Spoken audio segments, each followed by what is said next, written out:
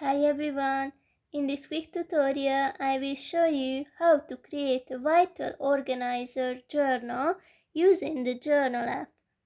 Just open the app and click on Create, then select Sample Journals, and then you can find several useful templates. Now we need the Vital Organizer option. Here it is. Click on it and then click on use this journal. Now you can see its pages. You can even add more pages and you can edit them the way you prefer.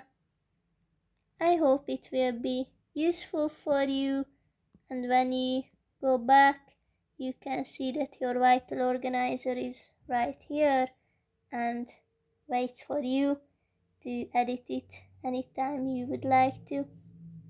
Have a nice day.